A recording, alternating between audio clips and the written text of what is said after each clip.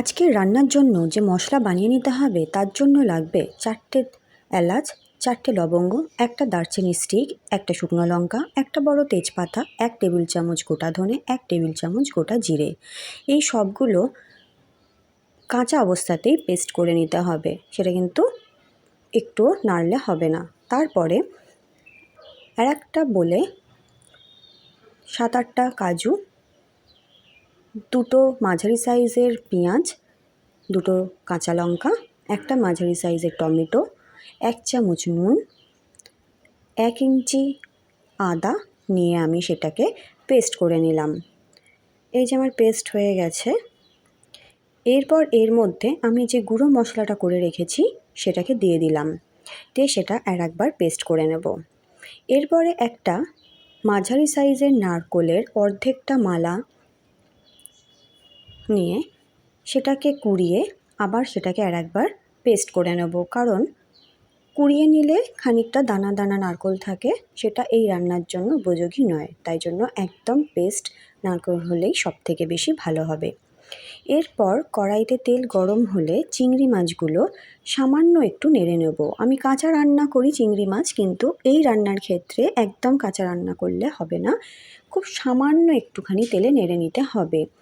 সামান্য একটু রং এলেই চিংড়িগুলোকে তুলে নেব। তোমরা দেখতেই পাচ্ছ খুব সামান্য রং এসছে, আর আমি চিংড়ি মাছগুলো তুলে নিয়েছি। একদমই বেশি ভাজা হবে না, বেশি ভাজা হলেও কিন্তু রান্নাটা ভালো হবে না। চিংড়ি মাছগুলো তুলে নেওয়ার পরে সেই তেলেতেই, এই একই তেলে রান্না করলেও কিন্তু চিংড়ির স্বাদটা খুব ভালো লাগবে। এরপর ফোড়নে গোটা গরম মশলা, তেজপাতা এবং একটা শুকনো লঙ্কা ফোড়ন দিয়ে দিলাম।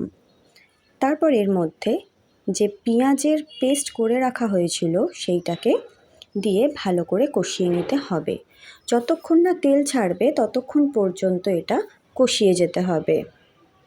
তোমরা দেখতে পাচ্ছ তেল ছেড়ে দিয়েছে, তার মানে মশলাটা ঠিকঠাক কষানো হয়ে গেছে। তাই এরপরে সেই মশলাটার মধ্যেই পেস্ট করে রাখা নারকেল বাটাটা দিয়ে দিলাম। এরপর নারকেল বাটাটা এই পুরো রান্নার মধ্যে ভালো করে মিশিয়ে নিতে হবে। যতটা পরিমাণ নারকেল হবে, যদি তোমরা ছোট কোনো নারকেল পাও তাহলে কিন্তু পুরো নারকেলটাই দিয়ে দিতে হবে, কারণ এই রান্নাটা যেহেতু চিংড়ির নারকেল কারি, তাই নারকেলটাই এখানে বেশি লাগবে। এরপর যখন নারকেলটা ভালো করে রান্না করা হয়ে যাবে, তারপরে তাতে নারকেলের জলটা দিয়ে ভালো করে নেড়ে তাতে চিংড়ি মাছগুলো দিয়ে আবার ভালো করে কষাতে হবে। এখানে দেখছো ভালো করে নারকেলটা কষানো হয়ে গেছে। এই জায়গায় 1 চামচ নুন দিয়ে দিয়েছি। নুনটা যার যার নিজের স্বাদ অনুযায়ী দিতে হবে।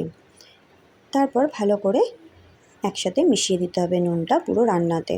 এই রান্নাটা ঠিক এই রকমভাবেই তোমরা সবাই করে দেখো। একদিন হঠাৎই আমার মনে হলো বলে এইভাবে চিংড়ি মাছটা রান্না করে দেখলাম, সেই একঘেয়ে রান্না থেকে একটু আলাদা। এত অপূর্ব স্বাদ হয়েছে, তোমরা খেয়ে দেখে তারপরে আমাকে জানিও। এই অবস্থায় আমি একটুখানি জল দিয়ে ভালো করে নাড়লাম। তারপরে 1 চামচ কাশ্মীরি লঙ্কার গুঁড়ো দিয়েছি। এটা কিন্তু অপশনাল, শুধুমাত্র রঙের জন্যই এটা দেওয়া, চাইলে এটা কেউ নাও দিতে পারো। রান্নাটা একদমই ঝাল ঝাল হবে না, খুবই হালকা ঝাল কিন্তু মিষ্টি মিষ্টি হবে, যেহেতু এটা নারকেল কাজু বাদাম এই দিয়ে তৈরি। এই অবস্থায় গ্যাসের ফ্লেমটা লো করে ঢাকা দিয়ে দিয়েছি।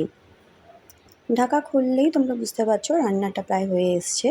এরপর শুধুমাত্র এই জল ব্যাপারটা কাটিয়ে সামান্য মাখা মাখা করতে হবে, তাহলেই আমার রান্না সম্পূর্ণ হয়ে যাবে।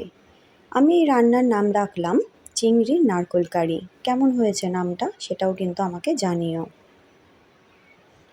এই অবস্থায় আমি ঢাকা খুলে তাই জন্য খানিকক্ষণ রেখে দিয়েছি, যতক্ষণ না জিনিসটা মাখা মাখা হয়েছে। এবার দেখে বুঝতে পারছো রান্নাটা পুরো কমপ্লিট, ওপরে তেল ভেসে উঠেছে এবং পুরো রান্নাটা মাখা মাখা হয়ে গেছে।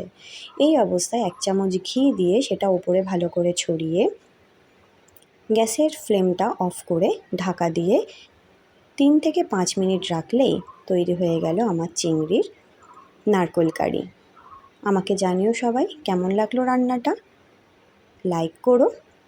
আজ তাহলে আসি, টাটা।